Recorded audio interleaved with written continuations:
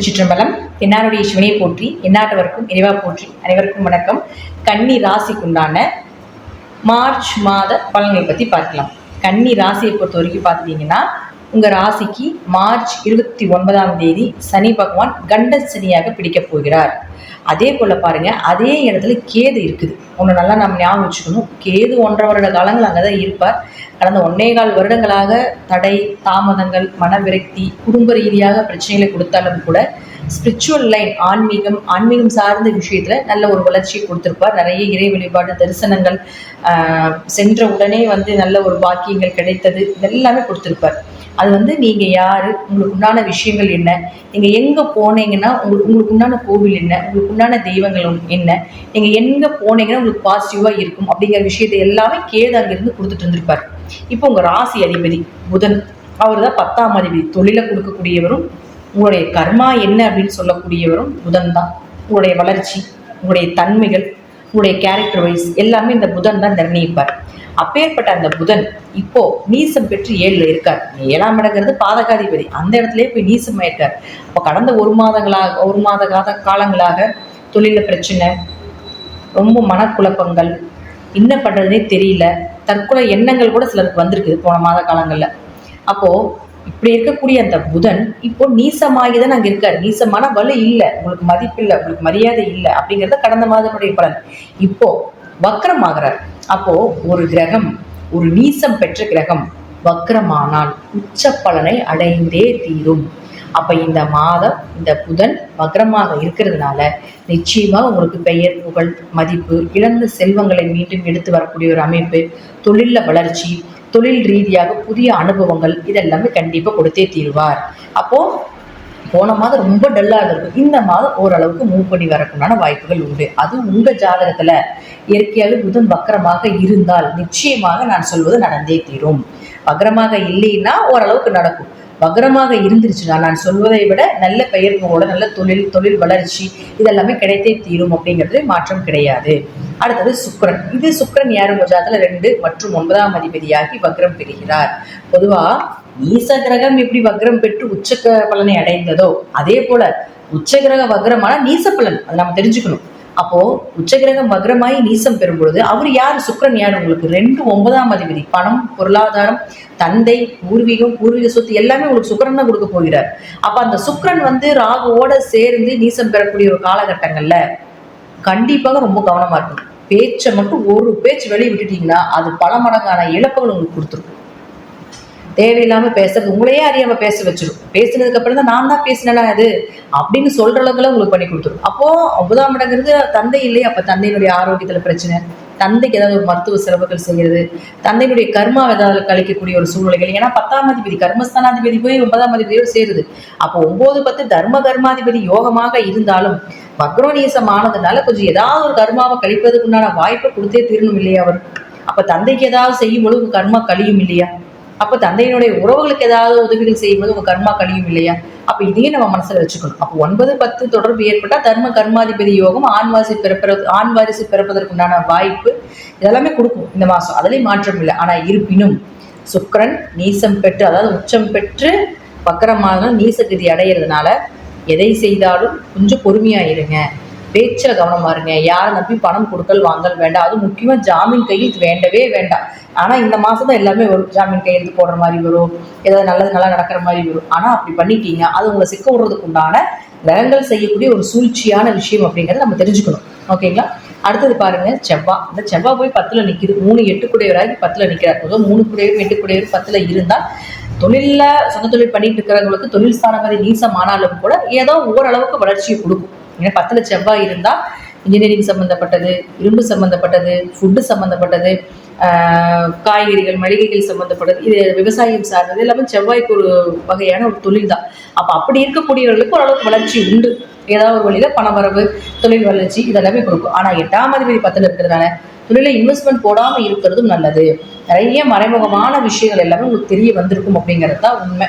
அடுத்தது பாருங்க, குரு இயற்கையாகவே 9லிருந்து ராசியை பார்த்துட்டு இருக்கிறதுனால தடைகளை கொடுத்தாலும் குரு, அதாவது கேது தடைகளை கொடுத்தாலும் குரு ஒரு மருந்தாக செயல்பட்டு இருப்பார் அப்படிங்கிறதா உண்மை. அடுத்தது சனி பகவான். இந்த சனி பகவானை பொறுத்த வரைக்கும் பார்த்துட்டீங்கன்னா மார்ச் 29 உங்களுக்கு வந்து கண்டச்சனியா வருது. கண்டச்சனி காலகட்டங்களில் ஃபர்ஸ்ட் அவர் பண்ற விஷயமே என்னன்னா, கணவன் மனைவி பிரிச்சிருவாங்க.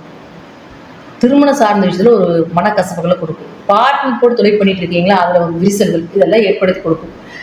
ஏற்படுத்தி கொடுக்கும் அப்படிங்கிறதுல அது உண்டான அனுபவங்களை கொடுக்கும் அப்படிங்கிறது அமைப்பு. அதில் இருக்கக்கூடிய அழுக்குகளை வெளியேற்றும் அப்படிங்கிறது அமைப்பு. ஸோ கொஞ்சம் பொறுமையா என்ன நடக்குது அப்படிங்கிறத மட்டும் கோவப்படாம யோசிச்சு பண்ணினீங்கன்னா, அவர் செய்யறது, சனி பகவான் செய்யறது நம்ம நல்லதுக்கு மட்டும்தான் அப்படிங்கிறது முற்றிலும் நமக்கு தெரிய வரும். அதற்கப்புறம் அதை திருத்திக் கொள்வது என்பது நம்மளுடைய கையில தான் இருக்கு. ஓகேங்களா?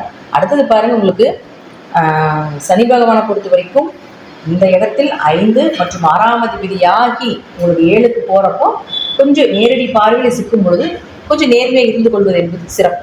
அடுத்தது சூரியன். இந்த சூரியன் யார்? உங்களுக்கு 12ஆம் அதிபதி. இந்த சூரியன் விரயம், மனக்குழப்பங்கள், இம்போர்ட் எக்ஸ்போர்ட் பிஸ்னஸ் இதெல்லாம் பண்ணுறது சூரியன் தான். அவர் வந்து இங்கே உங்களுக்கு 6ஆம் வீட்டில் இருந்து கொஞ்சம் வெளிநாடு வெளியூர் பயணங்கள், பயணத்தினால ஒரு திருப்தி இதெல்லாமே கடந்த மாதங்களில் கொடுத்துட்டு இருந்திருப்பார். இப்போ அவர் வந்து 7ஆம் வீட்டுக்கு போகிறார் 14ஆம் தேதிக்கு மேலே. அப்போ 12ஆம் அதிபதி 7ஆம் வீட்டுக்கு போகிறது அப்படிங்கிறது அவ்வளோ சிறப்பு இல்லை. கணவன் மனைவியில் கொஞ்சம் கொஞ்சம் கருத்து வேறுபாடுகள் வர்றது, அல்லது வந்து கொஞ்சம் குடும்பத்து, இப்போ ஒரு சிலர் நம்ம இருப்போம், குடும்பத்தை விட்டு வெளிநாடு போகலான்னு இருக்கோம், குடும்பத்தை விட்டுட்டு பூர்வீகத்தில் குழந்தை குட்டியில விட்டுட்டு மனைவியில விட்டுட்டு நம்ம எங்கேயாவது வெளியூர்ல வேலைக்கு போறோம் அப்படின்னு நினைச்சீங்கன்னா இந்த மாதத்தை பயன்படுத்திக்கணும். அது ரொம்ப பயங்கர சக்சஸ் ஆகும். அது 14ஆம் தேதிக்கு மேல குடும்பத்தோட இல்லாம குடும்பத்தை விட்டு வெளியே போய் வாழ்றதுக்கு உண்டான வாய்ப்புகள் அப்படிங்கிறது இந்த 14ஆம் தேதிக்கு மேல வருது. அதையும் நீங்க பயன்படுத்தி கொள்ளுங்கள். ஸோ 12ஆம் அதிபதி 7ல் போய் இருந்தாலும் கூட சூரியன், சனி, சுக்கிரன், ராகு, புதன் சேர்க்கை அப்படிங்கிறது ஒரு சிறப்பான சேர்க்கை இல்லை.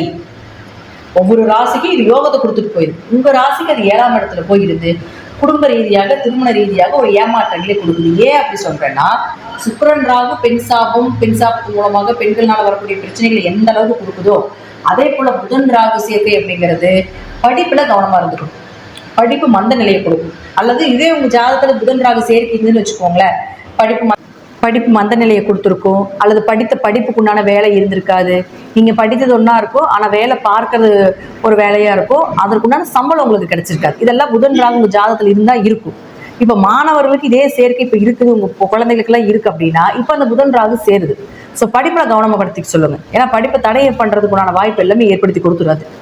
அப்போ வேலைக்கு போயிட்டு இருக்கீங்க அப்படின்னா நீங்க போற வேலையில உங்களுக்கு எல்லாம் மறதி ஆகுறது, அடுத்த கட்டத்துக்கு போக முடியாம போறது இதெல்லாமே ஏற்படுத்தி கொடுத்துருவார் புதன் ராகு சேர்க்கை இருந்தா. அப்போ சூரியனும் சனியும் சேர்க்கையாகி போய் உங்களுக்கு மீனத்துல போறது இல்லைங்களா? அப்ப என்ன ஒண்ணு, சூரியன் சனியும் சேர்க்கைனா கவர்மெண்ட்ல இருக்கக்கூடியவர்களுக்கு, அரசு அதிகாரிகள், அரசு வேலையில் இருக்கக்கூடியவர்களுக்கு எல்லாமே பிரச்சனைகளை கொடுக்கக்கூடிய ஒரு காம்பினேஷன். அப்ப யாரோட சேர்றாரு? இருக்கிறதுலயே பவர்ஃபுல்லான ஒளியே இல்லாம நிழல் கிரகமா இருந்து ஹீரோயிசம் பண்ணிட்டு இருக்கக்கூடிய ராகுவோட சேர போகிறார்.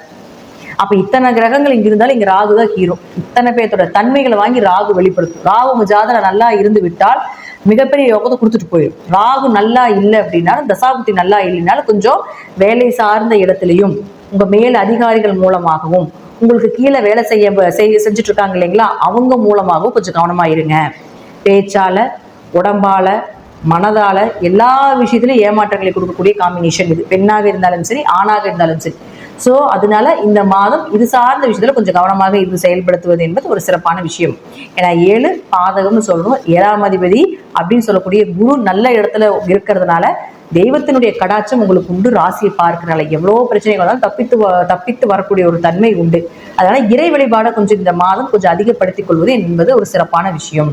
திருச்செந்தூர் முருகனோ அல்லது முருகப்பெருமானோ அல்லது ஏதாவது ஒரு மகான்கள் வழிபாடையோ தொடர்ந்து இந்த மாதம் முழுவதும் தினமும் அனுதினமும் முடிஞ்சா ஒரு நேரம் விரதம் இருந்து அனுதினமும் வழிபாடு பண்ணிட்டு வந்தீங்கன்னால், தினமும் காலைல தீபம் ஏற்றி ஒரு நேரம் விரதம் இருந்து ஏதாவது ஒரு மகான் வழிபாடு செஞ்சுட்டு வந்தீங்கன்னா, இந்த 5 கூட்டு கிரக சேர்க்கை உங்களுக்கு பாதிப்பைகளை கொடுத்தாலும் பெரிய அளவுக்கு உங்களுடைய பெயர் புகழ் குறையாம பெரிய அளவுக்கு ஒரு அவமானத்திலிருந்து தப்பித்து உங்களை வெளியே கொண்டு வந்து விடும் அப்படிங்கிறத முற்றிலும் உண்மை.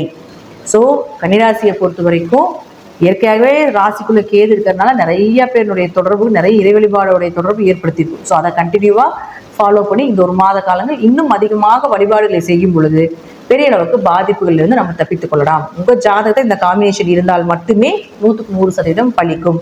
காம்பினேஷன் இல்லை அப்படின்னா ஓரளவுக்கு நீங்க நினைத்ததை விட மிகப்பெரிய ஒரு பிரம்மாண்ட யோகத்தை நிச்சயமாக இந்த கிரகங்கள் ஏற்படுத்தி கொடுக்கும் அப்படிங்கிறது மாற்றம் கிடையாது. நன்றி. இது ஒரு நல்ல பதிவில் சந்திக்கலாம். திருச்சிற்றம்பலம், தில்லையம்பலம், ஸ்ரீ நரசிம்ம சரணம்.